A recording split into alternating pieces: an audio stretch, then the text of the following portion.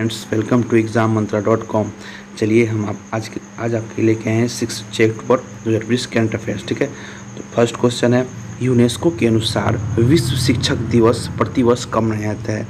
तो यूनेस्को के अनुसार विश्व शिक्षक दिवस प्रतिवर्ष 5 अक्टूबर को मनाया जाता है। ठीक है, चलिए इस पर हम बात करते हैं। यूनेस्को मतलब United Nation Education Scientific and Cultural Organization. UNESCO जो है तो पूरे वर्ल्ड में शिक्षा पर साइंटिफिक रिसर्च और कल्चरल ऑर्गेनाइजेशन, कहने का मतलब है कि जितने भी विश्व में धरोहर स्थल है जैसे ताजमहल, लाल किला, इन सभी धरोहर स्थलों को सहेजने का काम करती है तथा इसे सेफ रखती है। नेक्स्ट देखिए, ये जो पैसिफिक दिवस जो मनाया गया है, इसमें 3 ऑर्गेनाइजेशन साथ यूनेस्को के साथ 3 ऑर्गेनाइजेशन काम करती है। एक है यूनिसेफ मतलब यूनाइटेड नेशन चिल्ड्रंस फंड, और ILO इंटरनेशनल लेबर ऑर्गेनाइजेशन, और थर्ड है एजुकेशनल इंटरनेशनल। ठीक है, इन तीनों के साझेदारी से ही ये आयोजित किया जाता है। ठीक है, ये जो दिवस है दुनिया भर के शिक्षकों को सम्मानित करने और उनके प्रयासों को सराहने के लिए मनाया जाता है। ठीक है, तो 2020 का विश्व शिक्षक दिवस का विषय क्या था? Teachers leading in crisis reimagining the future. ठीक है, 2020 के शिक्षक दिवस का विषय था teachers leading in crisis reimagining the future. ठीक है दोस्तों, चलिए नेक्स्ट क्वेश्चन पर चलते हैं। क्वेश्चन नंबर 2 है, महात्मा गांधी की 151वीं जयंती पर बापू की कांस्य प्रतिमा का अनावरण यूक्रेन के किस शहर में किया गया? ठीक है, यूक्रेन ने महात्मा गांधी की 151वीं जयंती पर उनके एक प्रतिमा का अनावरण किया है जो कांस्य का बना हुआ है, कांस्य धातु का। तो कहाँ किया? तो यूक्रेन के शहर क्यू में। ठीक है, यूक्रेन के शहर क्यू में। नेक्स्ट क्वेश्चन है, महात्मा गांधी की 151वीं जयंती पर मनीष सिसोदिया ने एक कॉफ़ी टेबल बुक लॉन्च की जिसका नाम है बापू द अविस्मरणीय। ठीक है, मनीष सिसोदिया ने एक कॉफ़ी टेबल बुक जारी की जिसका नाम है बापू द अविस्मरणीय। देखिए, मनीष सिसोदिया कहाँ के उप मुख्यमंत्री है? दिल्ली के। वो दिल्ली के उप मुख्यमंत्री है और वहाँ के शिक्षा मंत्री भी है। ठीक है दोस्तों, तो मनीष सिसोदिया ने ये बुक जारी किया है। नेक्स्ट क्वेश्चन है, किस राज्य में Gramodaya chamber of commerce and technology जिसॉट द्वारा अपनी तरह का पहला एकीकृत और व्यापक विकास उपकरण लॉन्च किया गया है? कहाँ लॉन्च किया गया है? हैदराबाद में। जिसॉट द्वारा अपनी तरह का पहला एकीकृत और व्यापक विकास उपकरण विलेज मोनोग्राफ, उपकरण का नाम क्या है? विलेज मोनोग्राफ लॉन्च किया गया। ठीक है, तो जिसॉट क्या है? तो जिसॉट एक गैर लाभकारी सामाजिक उद्यम है। ठीक है, जिसॉट है एक गैर लाभकारी सामाजिक उद्यम है जो हैदराबाद में उस्मानिया विश्वविद्यालय के उस्मानिया विश्वविद्यालय के पूर्व छात्र द्वारा स्थापित किया गया है। ठीक है दोस्तों, इसके द्वारा जो उपकरण जो बनाया गया है, जो विलेज मोनोग्राफ गाँव के लिए योजना, कार्यक्रम कार्यान्वयन और समक्ष के लिए आवश्यक बुनियादी जानकारी प्रदान करेगा। ठीक है, समक्ष लोगों के लिए आवश्यक बुनियादी जानकारी को प्राप्त करेगा। ठीक है, तो ग्रामोदय से ही उदय होता है, गांधी जी का नारा था ग्रामोदय से उदय। ठीक है दोस्तों, नेक्स्ट क्वेश्चन पे चलते हैं। रोमेलू लुकाकू ने 2019-20 UEFA Europa League player of the season पुरस्कार जीता। वह किस फुटबॉल क्लब से संबंधित है? ठीक है, तो लुकाकू जो है मतलब Romelu Lukaku Inter Milan club से, फुटबॉल क्लब से संबंधित है। ठीक है, तो रोमेलू लुकाकू ने ब्रूनो फर्नांडिस और एवर बानेगा से आगे निकलकर इस पुरस्कार के 64 संस्करण अपने नाम किए हैं। ठीक है, यूरोपा लीग में 2 खिलाड़ियों को पीछे छोड़ के, किसको? ब्रूनो फर्नांडिस और एवर बानेगा को। ठीक है, नेक्स्ट क्वेश्चन है, अंतर्राष्ट्रीय ऑनलाइन शूटिंग चैंपियनशिप के 5वीं संस्करण में 10 मीटर एयर पिस्टल प्रतियोगिता किसने जीता है? 10 मीटर एयर पिस्टल प्रतियोगिता किसने जीता है? यशस्विनी सिंह देसवाल ने। कितने में? 10 मीटर एयर राइफल में। ठीक है, आजकल ऑनलाइन चैंपियनशिप चल रहा है। नेक्स्ट क्वेश्चन है, सर्जियो गार्सिया का किस खेल से संबंध है? तो सर्जियो गार्सिया किस खेल से संबंध है? गोल्फ से। सर्जियो गार्सिया जो एक खिलाड़ी हैं, इनका संबंध गोल्फ खेल से है। ठीक है दोस्तों, नेक्स्ट क्वेश्चन है, भारत किस देश के साथ भू-स्थानिक सहयोग के लिए बुनियादी विनिमय और सहयोग समझौते पर हस्ताक्षर किया है? भू-स्थानिक सहयोग के लिए बुनियादी विनिमय और सहयोग समझौते पर हस्ताक्षर किया है। किस देश के साथ? अमेरिका के साथ। ठीक है, भारत और अमेरिका के बीच +2 वार्ता के दौरान यह समझौता हुआ। ठीक है, भारत और अमेरिका के बीच किस टाइप की वार्ता हो रही है? +2 वार्ता। +2 वार्ता में किस पे?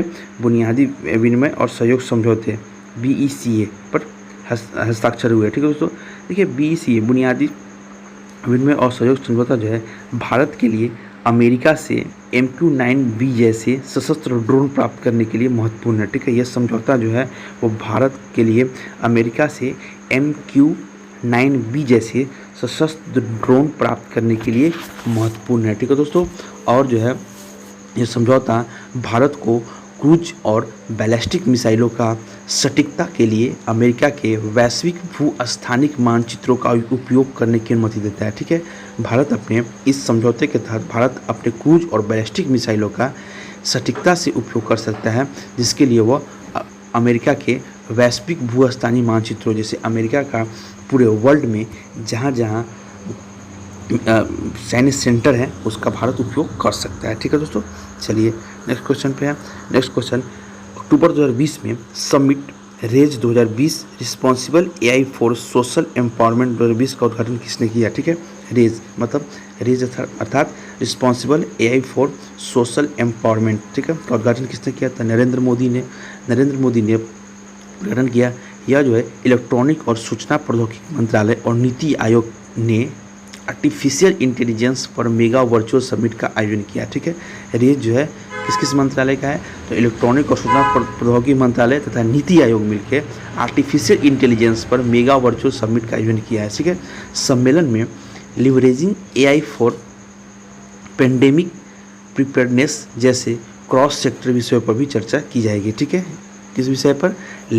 Leveraging AI for pandemic preparedness जैसे क्रॉस सेक्टर विषय पर भी चर्चा की जाएगी। ठीक है, नेक्स्ट क्वेश्चन है, थल सेना अध्यक्ष मनोज नरावने और विदेश सचिव हर्षवर्धन श्रृंगला किस देश की 2 दिवसीय यात्रा पर गए हैं? ठीक है, तो ये दोनों म्यांमार की 2 दिवसीय यात्रा पर गए हैं। ठीक है, म्यांमार में इस प्रतिनिधिमंडल जो बनेगा इसमें वहाँ की स्टेट काउंसलर आंग सान सू की, स्टेट काउंसलर करने का मतलब है कि म्यांमार की स्वतंत्रता में काफ़ी महत्वपूर्ण भूमिका निभाने वाली वहाँ की स्टेट काउंसलर कौन है? आंग सान सू की। जैसे यहाँ हमारे यहाँ महात्मा गांधी हैं, वहाँ की आंग सान सू की है, वहाँ की स्वतंत्रता के लिए लड़ी थी। और म्यांमार सशस्त्र बलों के कमांडर इन चीफ वरिष्ठ जनरल मिन आंग हलिंग शामिल रहेंगे। ठीक है दोस्तों, नेक्स्ट क्वेश्चन है, किस देश में भारत के दूतावास ने अक्टूबर 2020 में भारतीय तकनीक और आर्थिक सहयोग ITEC दिवस 2020 की 56वीं वर्षगांठ मनाई है? ठीक है,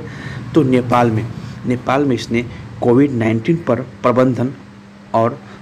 कोविड-19 के प्रबंधन पर ज्ञान और अनुभव साझा करने के लिए एक वेबिनार आयोजित किया गया था। ठीक है, भारतीय उच्चायोग द्वारा नेपाल में कोविड-19 को कम करने के लिए, उसको प्रबंधन के लिए और उसके ज्ञान का प्रसार के लिए एक वेबिनार का आयोजन किया था। कहाँ पे? नेपाल में। ठीक है दोस्तों, नेक्स्ट क्वेश्चन है, कौन सा राज्य राष्ट्रीय खाद्य सुरक्षा अधिनियम नाफ्सा नेशनल फूड सिक्योरिटी एमेंडमेंट के तहत अतिरिक्त 10 लाख परिवारों को सब्सिडी वाला खाद्यान्न प्रदान करेगा? ठीक है, तो कौन करेगा? ये करेगा गुजरात। गुजरात जो है वहाँ पे जितने भी विकलांग है, शोषित है, वंचित है, गरीब है, सभी तबका को जिनका खाद्य सुरक्षा में नाम नहीं भी है, उन्हें भी ये खाद्य सब्सिडी वाला खाद्यान्न उपलब्ध कराएगा। देखिए इसमें जो है 3.5 kg गेहूँ और 1.5 kg चावल देने का प्रावधान है। ठीक है, चलिए नेक्स्ट क्वेश्चन है, अक्टूबर 2020 में असम की विरासत की खोज पर कॉफ़ी टेबल बुक किसने जारी किया? तो असम की विरासत की खोज पर कॉफ़ी टेबल बुक पूर्वोत्तर क्षेत्र के विकास मंत्री, ठीक है, भारत के कैबिनेट मिनिस्टर और पूर्वोत्तर क्षेत्र के विकास मंत्री डॉक्टर जितेंद्र सिंह ने जारी की। देखिए इस बुक की प्रस्तावना जो है वो अमिताभ बच्चन ने लिखी थी। ठीक है, इस बुक की प्रस्तावना किसने लिखी थी? अमिताभ बच्चन। इसने वहाँ की जातीय जनजाति और उपजातियों की विरासत, धारणा, विश्वास, परंपराओं का आकर्षण संकुलन प्रस्तुत किया इस बुक में। ठीक है, उस बुक में वहाँ की जाति, जनजाति, उपजाति की विरासत, धारणा, विश्वास, परंपराओं को प्रस्तुत किया गया है। ठीक है, नेक्स्ट क्वेश्चन है, 2020 में बिहार विधानसभा के आम चुनाव के लिए विशेष व्यय पर्यवेक्षकों के रूप में किसे नियुक्त किया गया है? तो मधु महाजन और PR बालकृष्णन। ठीक है, देखिए इलेक्शन के दौरान बहुत सारा पैसों का लेन देन हेर फेर होता है तथा वोट को प्रभावित करने के लिए पैसे का उपयोग किया जाता है, जिसकी जांच करने के लिए, जिस पर पाबंदी लगाने के लिए इलेक्शन कमीशन ऑफ इंडिया ने 2 पर्यवेक्षक नियुक्त किया है। एक है मधु महाजन और दूसरा है BR बालकृष्णन। ठीक है दोस्तों, चलिए नेक्स्ट क्वेश्चन है वित्त मंत्री निर्मला सीतारमन ने 5 अक्टूबर 2020 को नई दिल्ली में किस जीएसटी परिषद की बैठक की अध्यक्षता की? तो 42वें जीएसटी परिषद की बैठक की अध्यक्षता की। ठीक है, निर्मला सीतारमन ने। नेक्स्ट क्वेश्चन है mental health foundation of India ने व्यापक मानसिक स्वास्थ्य देखभाल के लिए एक विशेष वेब पोर्टल लॉन्च किया, उसका नाम है MI होप। ठीक है, MI होप ये क्या है? मानसिक स्वास्थ्य देखभाल के लिए एक वेब पोर्टल है। देखिए इसके जरिए जो है यह लोगों के मानसिक बीमारी के इलाज पर ध्यान केंद्रित करेगा। ठीक है, यह जो पोर्टल है मानसिक बीमारी के लोगों को पर ध्यान केंद्रित करेगा और इसके द्वारा लोग जो है वो एम्स के डॉक्टरों से ऑनलाइन परामर्श ले सकते हैं। इस ऐप के जरिए लोग एम्स के डॉक्टर से ऑनलाइन परामर्श प्राप्त कर सकते हैं। ठीक है, नेक्स्ट क्वेश्चन है किसने भारतीय डेवलपर्स का समर्थन करने के लिए एक मिनी ऐप स्टोर लॉन्च किया है? ठीक है, भारतीय डेवलपर्स का समर्थन करने के लिए एक मिनी ऐप स्टोर लॉन्च किया है। ये किसने किया है? यह किया है पेटीएम ने। ठीक है, मैंने लॉन्च किया जो डेवलपर्स को अपने उत्पादों को जनता को पहुंचाने में मदद करे। किसी के पेटीएम में। देखिए यह ऐप जो है स्टोर डेवलपर्स को अपने उत्पादों को जनता तक ले जाने में मदद करेगा। इस पेटीएम में 300 से अधिक ऐप इसमें ऐप स्टोर में शामिल है, जैसे डेक्थॉल, ओला, रेपिडो, नेमिट्स, 1mg, डोमिनोज पिज्ज़ा, फ्रैंकोनजी, नोब्रोकॉन आदि बहुत सारा ऐप है इसमें जो भारतीयों जो कंपनियों छोटे स्टोरों के उत्पाद को जनता तक पहुंचाएगी। ठीक है, नेक्स्ट क्वेश्चन है 41,000 से अधिक किसानों के न्यूनतम समर्थन मूल्य पर धान की खरीद के लिए लगभग कितने रुपए का भुगतान किया जाए? तो 1082 करोड़ का भुगतान किया गया है 4100 से अधिक किसानों को न्यूनतम समर्थन मूल्य पर धान की खरीद करने के लिए। ठीक है, इस साल धान का उत्पादन बहुत ही ज़्यादा हुआ है खरीफ सीजन में। चलिए दोस्तों, ये था आपका करंट अफेयर्स। धन्यवाद।